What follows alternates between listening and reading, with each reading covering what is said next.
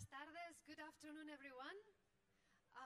It is so good to see you here, filling the stage plus D. It's good to see it this full. És fantàstic que esteu aquí omplint l'escenari més D. És genial que estéis llenando el escenario más D esta tarde. There was a point where music producers or musicians who do electronic music had to learn by themselves.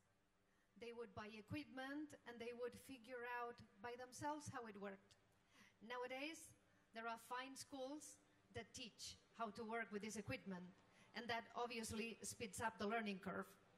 Today we have a music school that specializes in electronic music, is Point Blank, and they are presenting this event that we are right now. The guy that you will be seeing here in a moment doesn't need much presentations. He is one of the familiar faces of Sónar, and it's great to have him too at Sónar+D this year.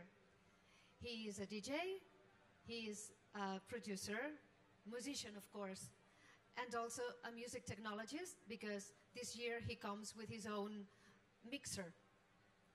He won't be alone on the stage presenting his workflow and his new mixer.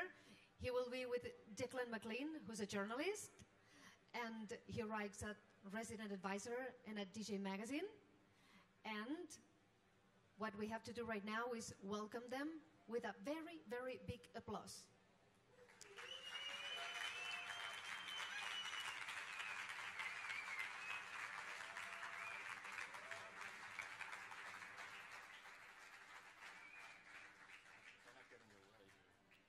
One, two, hello.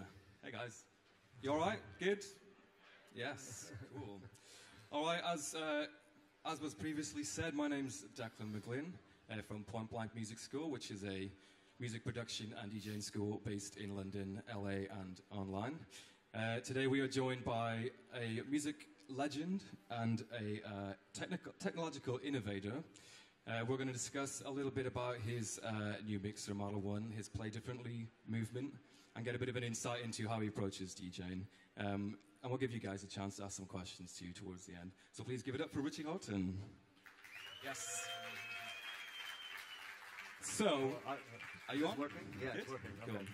You can hear me, right? Okay. Okay, cool. So let's just go straight in. Do you want to maybe introduce the Model 1, the concept behind it, and then we'll have a bit of a demo? Yeah, this is going to be, let's try and boil this down.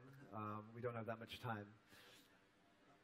As many of you know, I was working as a DJ with the Allen Heath 62 and 92 for the last 15 or 16 years, and became, over that time, very close to the designer of the 62 and 92, Andy Rigby-Jones. And over those years, there was moments where the original versions of those mixers didn't have all the capabilities that I wanted. And so I was really lucky to be friends with Andy and also have my dad, who was really into taking things apart and rebuilding them. And between us three, we were able to take first the Zone 62 and add MIDI capabilities to allow me to envision the first Dex Effects 909 shows in the late 90s, and then further work with the 92 when that came out and add other capabilities onto it, which allowed me to control Ableton and my computers. Because what you have to remember over the last, as computers came into the DJ booth, there wasn't all these ways to control them that there is now with controllers and knobs and faders. So 15, 20 years ago, we actually had to build special instruments to be able to play in the way that I was imagining. Luckily now, we don't have to do that as much because there's so many pieces of technology that are out there. But working over those years on customizing mixers, it was always a dream of mine to work with Andy and create our own mixer from the ground up. And honestly, it was a dream for 8 or 10 years. It took a lot longer to actually come into reality. But I think now is a really important moment to introduce something like this. And the founding, or the grounding, the foundation of this mixer, first of all, was to create something that sounded absolutely incredible. It kind of sounds, well, shouldn't all mixers sound incredible? But what's happened over the last couple of years as this scene of electronic music has become incredibly large, a lot of the devices that have been created for the DJs have actually, in my opinion, been created more for quantity over quality. And I thought that was a bit of the wrong way to go. So we wanted to go back to the drawing board and envision a mixer with uncompromising quality to bring the best sounding device into the DJ booth. For those, who's a DJ out there? Okay, well, you know, everyone has a different way of DJing. You've got turntables, you've got computers, you've got CDJs, you've got synthesizers. They're all good. You know, you should play exactly how you want. But all those things always come through the mixer. It's the last device before it gets to the dance floor, to where we all want to hear and experience an incredible sonic quality. And so, in my mind, because it's that thing that everybody uses, it really needed an update of quality and attention and rethinking what a mixer could be in 2016.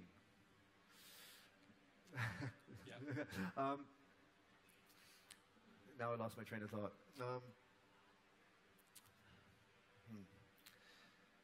Should we dive in and hear it, maybe? Yeah.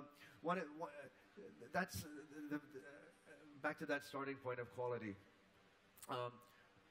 Where do you go from there? Of course, this mixer comes from the heritage of the 92 and the 62 mixers, which had 4 or 6 channels, so we wanted to add more channels. We wanted to create a mixer that wasn't just a better sounding mixer, but actually added new capabilities, new functionality, so that people could hopefully use it to play differently. And that's, again, the ethos of the brand. If you think about how many DJs are out there, how many people are clubbing every weekend, like millions of people, but actually everyone's hearing the records and the DJs performing only through 2 or 3 different mixers. I thought, well, shouldn't we have some more variation? You know, shouldn't there be other ways of playing? Shouldn't there be other ways of listening to music? And that was another reason to develop Model 1, and it was another reason to make sure that it had some things that weren't available on other mixers. Why spend all this time just to give another box that does exactly the same thing? So we made quite some radical design decisions to give new capabilities to the DJ and the performer. Go with it? Yeah, let's go for it. On a very, you guys can see the screens, okay. The mixer is comprised of 8 channels, so that means I can mix together 8 different sources, 8 records or effects or whatever I choose to. And in this size of mixer, that is much more than most mixers that are on the market. Normally you have 4 channels or you have 6 channels. This has 8 channels. And on every mixer, each channel has a number of capabilities. Usually you will find a normal EQ setup, 4-band EQ, which allows you to add or boost certain frequencies. And that's kind of the typical way of DJing. Play a record, change a couple of the frequencies, and mix things together. Now, without getting too technical, what happens when you design a mixer and you have these frequency bands? Someone has to choose which frequencies you're going to work with. So you've got a high frequency here, a mid frequency, and a low frequency. And you can add or subtract those. But in our mind, every record is made different. Every record sounds different. So how can we as a designer decide which frequency we really need to work with to make that record sound better, or to make that creative decision with the record that we want to use? So a very big departure for this mixer is that instead of having 4 fixed frequencies, we have one frequency, but we are able to change that frequency. So if I'm playing a record with a hi-hat right around here in the frequency range, if I had a fixed frequency, and that frequency just happened to be a little bit above where that hi-hat was, I can't get at it. It's just out of my reach. But with Model 1, what we can do is move the frequency down exactly to the frequency of that sound, of that hi-hat, of that vocal that we want to manipulate, and then bring that up or bring that down. It's a very subtle change, but subtleties are sometimes where the magic is. And from my standpoint, DJing is a very creative art. It starts in a foundation of music, of the tracks you're playing. But it's very important for me to put my own mark on the music I play, to put it together in a special way, to find the frequency that I really like and bring it up, or find the frequency that I really don't like and bring it down. And it's my way of hearing things and my way of manipulating things that create the sound that you hear when I perform. And the way we've set up this mixer with this special flexible frequency EQ and with filters gives another new dimension to playing and performing. I don't want to say it's any better or any worse, because we all hear things differently, we all perform in different ways.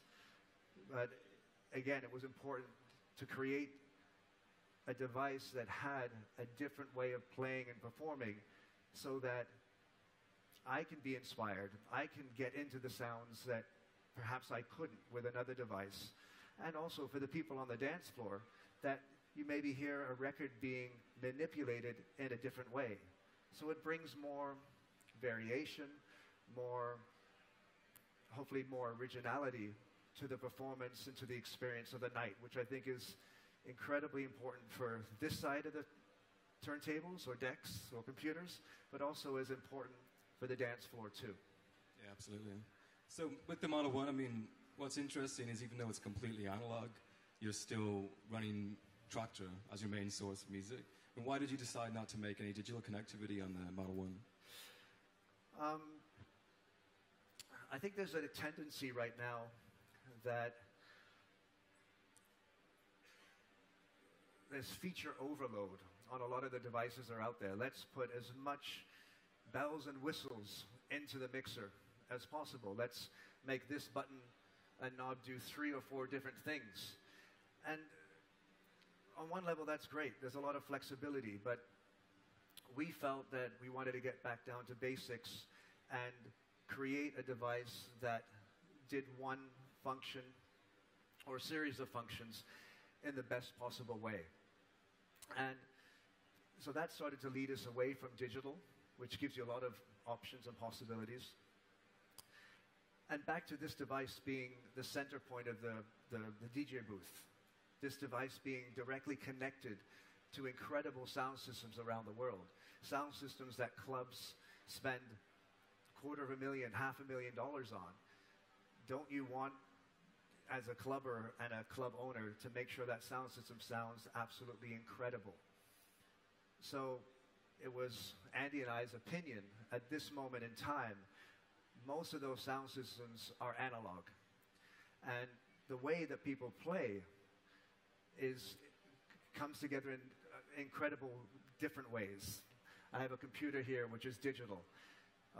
You have a turntable here, which is analog. You have CDJs, which are digital. There's so many different things to bring into the mixer that we thought analog was the best way to bring those frequencies together in a beautiful way, which was organic and round, and actually gave the best possible quality of sound and also the best possible quality of feeling. Because you guys may be on the dance floor and you may hear someone playing on Model 1 and you may not be like, oh my God, it sounds so much better. But I'm quite certain that you'd at least be like, wow, it feels incredible. There's something, there's a warmth, there's a roundness. And, you know, I think that feeling is something that transcends even some of the records we're playing sometimes. You're on the dance floor and you get lost in frequencies, you get lost in the records, you forget what song is playing, and it's this feeling of this moment, which is so important. And analog for us gives that, it brings everything together and gels it together in a beautiful, incredible way. Yeah, for sure. So, which you know, I guess if I'm seen as anything, I'm probably seen as quite progressive as a digital DJ. So I think many people are like, Rich, what are you doing with an analog mixer? This is like going backwards. But you know, it was this mixer isn't for just the Richie Hawtin type style of DJs. You know, I love using the computer because I can carry lots of records with me and I can manipulate and have 4 things going on at once. But if you just plug 2 turntables in here, or if you plug 2 CDJs, or a couple of synthesizers, it doesn't matter. All those frequencies are going to come together in a beautiful way. And that's at the basis of what DJing should be, bringing your own type of frequencies together and then mixing it and putting it out. It's not about whether it's coming from a computer or whether it's coming from a turntable. It's your own personal choice and how you deliver that. We were having this discussion backstage before you arrived, actually, and we were just saying about the standards. I mean, industry standards, obviously a term that gets thrown around a lot. But in DJing, you know, the industry standards are really important because you want to show up to a club in Colombia when your flight's been delayed and you're 5 minutes before your set and it's really dark and no one speaks English. And you want to know that mixer is the one that you're familiar with. Yeah, so how difficult was it to make sure that the Model 1 was approachable and intuitive enough that you could pick it up quickly, but also incorporate the features that you wanted to add? Yeah, industry standards is a funny term. It is great that our electronic music scene has grown incredibly large and that you can show up at a nightclub in Alaska and have the equipment there to allow you to perform. But it's a very hard balance of where we trade convenience over creativity, or we become lazy in our art form. Sure, you know, an incredible guitarist from a popular band can go on tour and show up and someone's going to give them the guitar and they're going to like jam on it because they're a great guitarist. But most guitarists bring their own guitar with them and their pedals and their own way to create their own special effects. So why, in a DJ world, does it mean, hey, just show up with, you know, why does it have to be so convenient? It's like not, a CDJ is great, you know, an Allen Heath 92 is great, this computer is great, but there's not one way of playing. There shouldn't be one way of playing. So this idea of having a standard where everyone shows up and the only thing that is different is the music they're playing, I think we lose something. Of course, the founding point of everything we do is the music we play, but there must be something more on top of that that takes it somewhere else. And how much do you think the responsibility lies with people who are creating mixers like this to innovate, and how much of the responsibility lies with the user, with the actual DJ, being able to manipulate something that everyone else has, but in their own way? Say that again. Sorry. Yeah, so if you were designing a mixer, I mean, how much of it is on the actual user to innovate? Because at the end of the day, they're the ones who are using it, they're the ones who are creative. They should be able to take any bit of kit, even if it's a 2-channel mixer that's $100, and do their own personal thing with it. I totally agree. You know, there's a level where, you know, you step up to a piece of equipment and you do your best with that piece of equipment. But as you get deeper into performance and finding your own artistic way of playing or your own artistic voice, you may find that you need something that you don't. You give us 2 pencils and we write our name and sign our name differently. So, and then maybe you prefer pen or I prefer pencil. It's how deep you want to go. Yeah, DJing can be, like I played we did a pop-up event 2 days ago just outside the city. And it was an incredible event, and it was a fun party. I got to play some great tracks, and it was more about that fun atmosphere between me and the crowd. And I love that. I need that. That's the original reason I got into DJing. But I also want to feel that I can push forward and really find my own unique way of playing. And so over time, going through different pieces of equipment, finding faders that felt right for me, took me down a path that allowed me to open up the things that were in my head, to become maybe not more creative, but to open up creativity that was already there.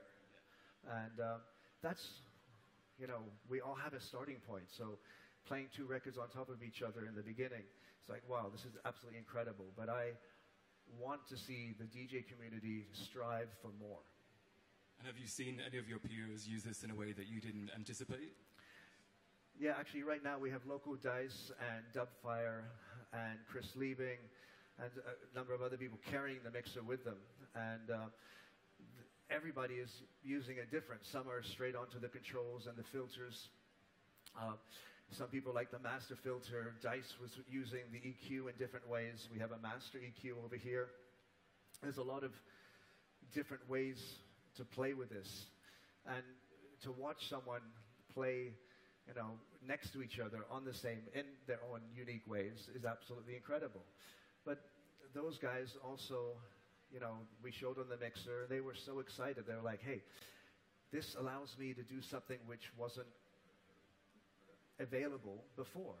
And I'm so inspired by this, I want to take the mixer with me. I want to play every gig on this. The more I play on it, the better I can get. And these are some of my friends or colleagues who have been in the game for 20 years. So to see them re-inspired and, okay, how can I play that track in a different way? What can I do this? And when we get excited and inspired, that energy surely comes onto the dance floor. Yeah, for sure. And it's very hard for me to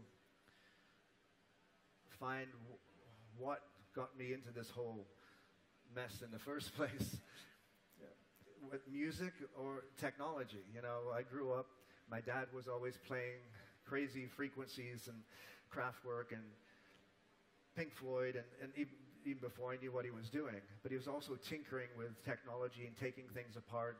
And very early on I had a computer and I was programming. So I don't know what came first. And so for me, hearing a great new track and then thinking how can that new filter on Model 1 change that track in a different way. It's all part of the journey and discovery and the excitement that keeps me completely as inspired now as I was when I first played 2 records together. Yeah, I remember I was watching an interview with you recently and you said that you remember, if anyone doesn't know, Richie was very involved in the innovation of Final Scratch and Timecode and Track to Scratch. And you mentioned that you didn't see it coming, which I find really interesting, that you discovered with someone in their bedroom, some kid, and you didn't see it coming. That's really interesting to me, because what do you think, it's kind of an oxymoronic question, but what do you think is coming that you can't see coming, in the sense that, if we're so close to it sometimes? Do you know what I mean? Well, on Final Scratch, it was, I remember going to the first MP3 conference. It must have been, there was one little MP3 player, and you could carry around, 100 tracks. This was before iPods and everything. And I went there and I was so amazed that you could start to carry so many songs in a little box. And then when Final Scratch came along, there was so many different things happening at once. There was quality issue. Okay, is MP3 a good format? Is it sound as good as a record? But you can carry more records with you. But now you can edit those on the plane and manipulate them in different ways. So there's always like these trade-offs as technology moves forward. But it always, it's not always good, but if it can, again, re-inspire me or give me a new way of playing or manipulating, and that feels right for me as a performer, then I've got to jump on it. So with all this in mind, shall we hear the Model 1 in action? Actually, I'll try. I'll just do a quick. Should I just play, or should I do a demo of the things? I think if you could just talk about what you're doing while you're doing it, that would be perfect. Yeah.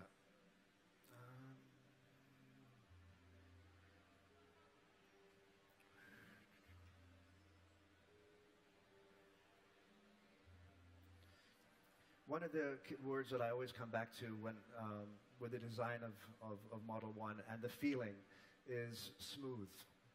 The filters, the EQ, the warmth, the overall sound is something smooth. We didn't want it to be suddenly cutting too many frequencies or, you know, I always think when I'm on the middle of the dance floor, I've got my eyes closed, I'm fully into the frequencies, and I want to be taking on this trip where suddenly I go from A to B and I'm at Z and I don't even know how I got there. So that smoothness of manipulation and mixing is very much at the heart of Model 1. I'm just going to show a couple of things here. So bringing, for the high-pass filters, bringing in bass. You can see how it creeps up. And same with the high end. You can take that away, bring it in.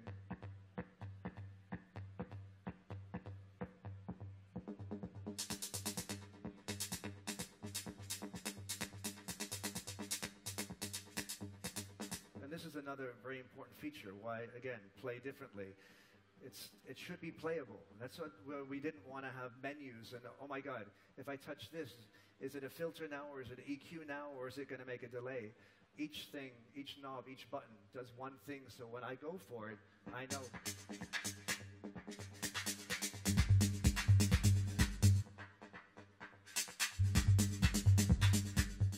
And that comes from thinking of Model 1 and not only as a mixer, but as an instrument. If guitar players have their certain guitar, that they all have 5 strings. 5 strings? 6 strings? 6 strings. But they're made from different woods. You know, they have different types of strings. And each person finds a connection to each one.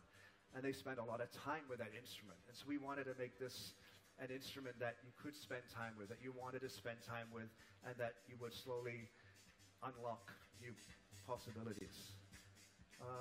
So that's that. Here's our EQ where we can sweep through the frequencies. So we're at the high frequencies.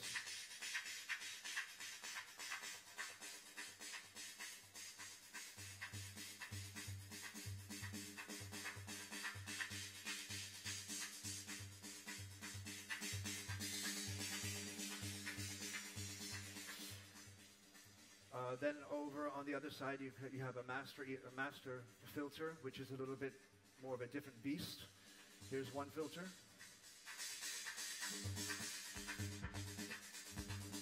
And here's the other one.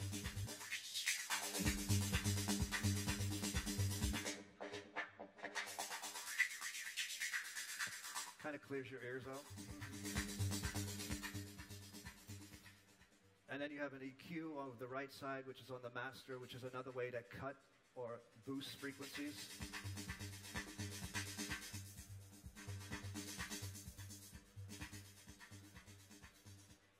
So you imagine all these different things and possibilities going on, and if you're playing for 1 or 2 or 3 hours, you can work with the filter for this record, or this record over here, actually the EQ makes sense to use. Then later you're using the master filter in a different way. So you have lots of ways to work with the different music that you're playing, and that again makes it a journey for the performer, but it also makes it an even more interesting sonic experience or adventure for the people on the dance floor. should I play some more? Or Yeah.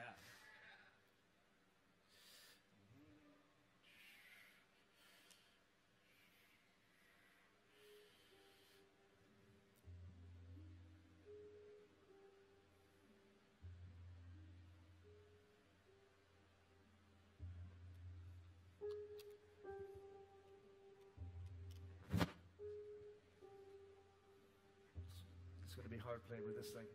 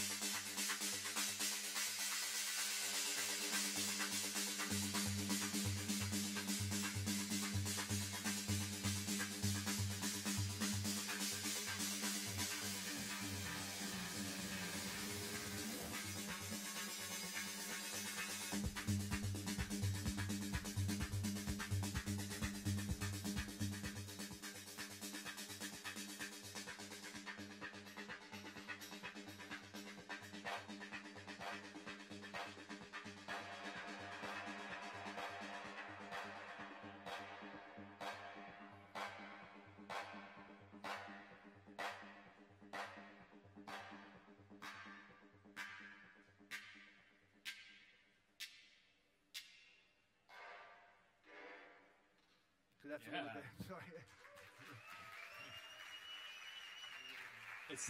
It kind of makes you do this face a lot. What's that? It makes you do this face a lot.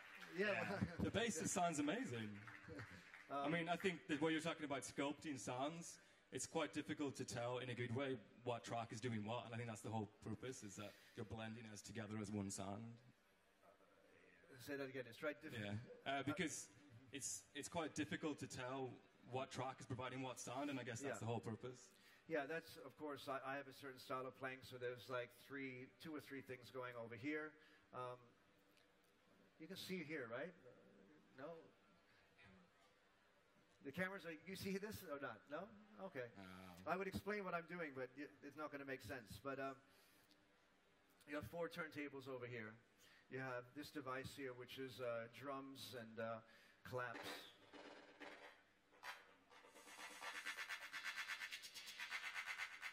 And then I can add different effects for those.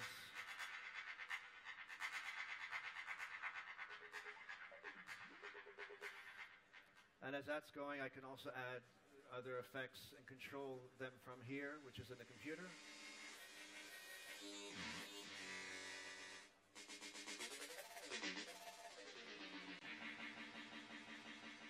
And then, of course, with the track, you've got all your frequency controls that I was showing you earlier.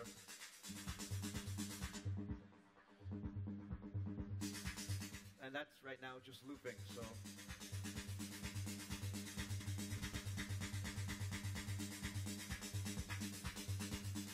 So a lot of time I'll have 2 or 3 tracks underneath. If I'm playing something and I really like the bass line, or it's got a vocal snip that is really catchy, then I'll take a loop of that and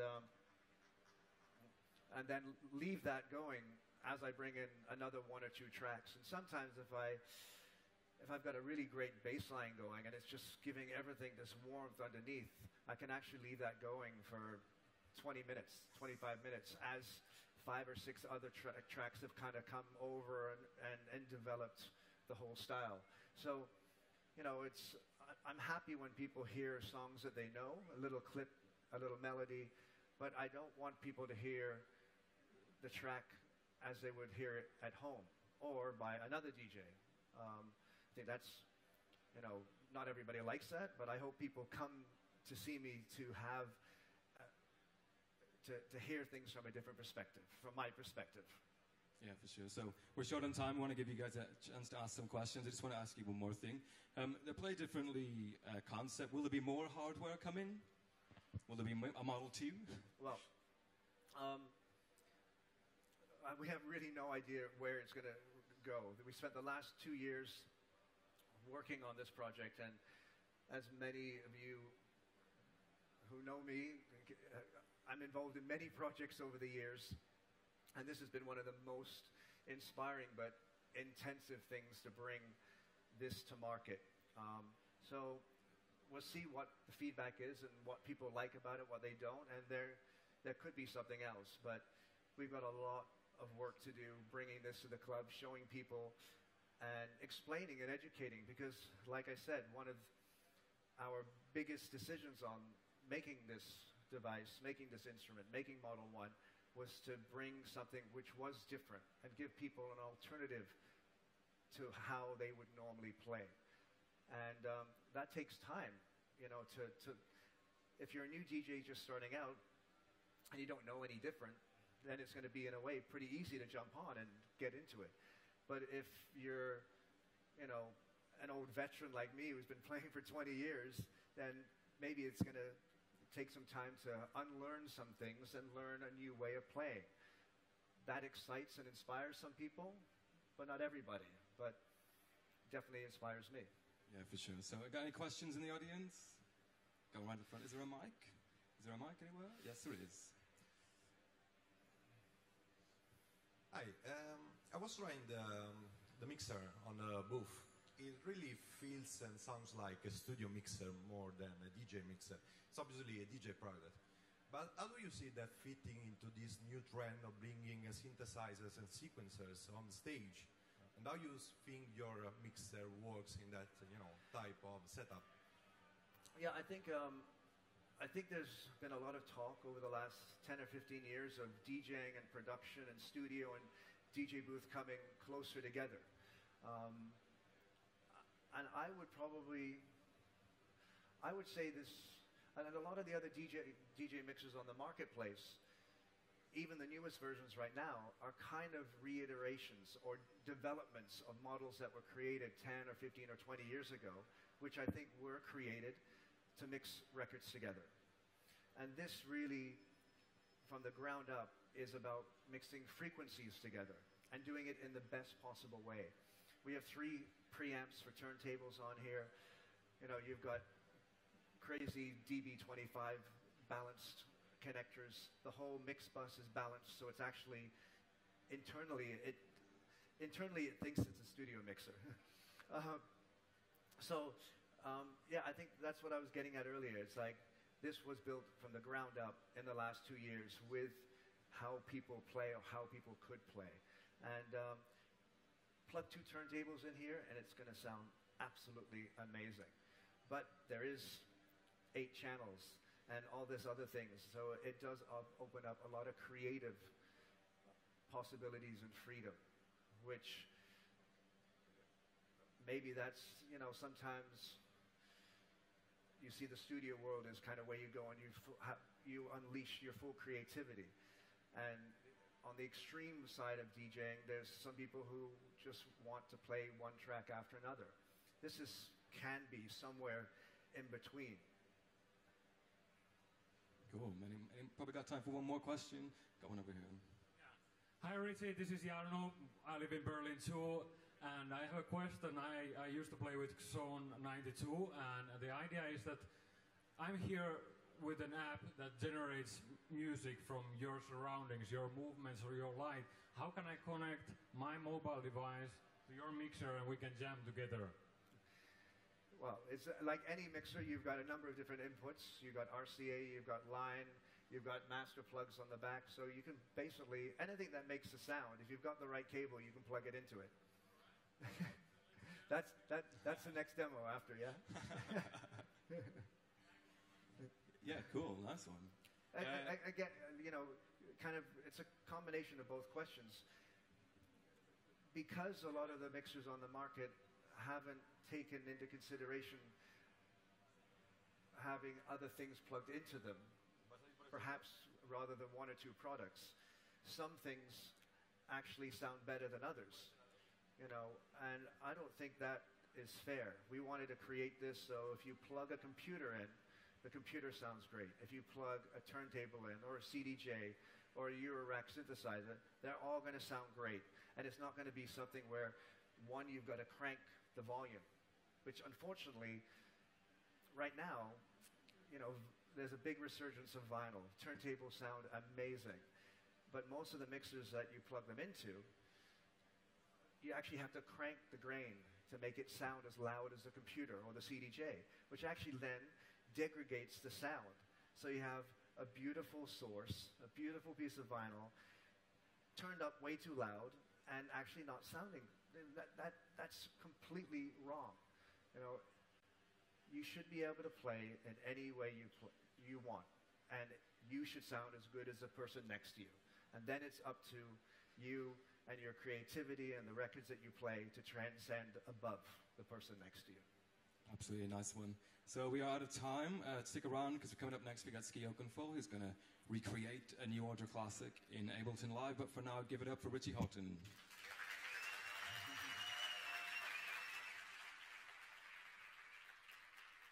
Thank you very much.